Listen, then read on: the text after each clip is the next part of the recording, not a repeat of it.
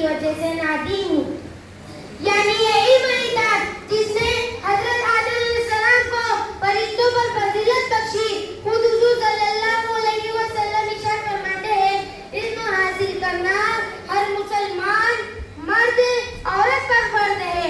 एक और जगह इरशाद फरमाया, इल्म हासिल करो चाहे उसके लिए तुम्हें चीन जाना पड़े। एक जगह इरशाद होता है कि एक तालिबे इल्म के इल्म की सियाही का एक कतरा शहीद के खून के कतरे के बराबर है। अलगरज इल्म एक ऐसा खजाना है जिसको जितना खर्च किया जाए वो उतना बढ़ता है।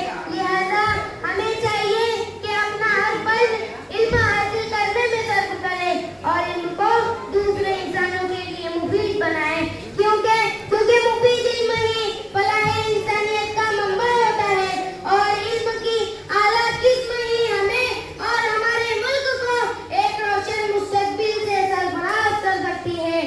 मैं ये कहता हूँ कि इल्म ही एक ऐसा चश्मा है जहाँ पर कोई बिला इम्तियाज अपना सबक हासिल कर सकता है और जहालत और जुल्मत को दूर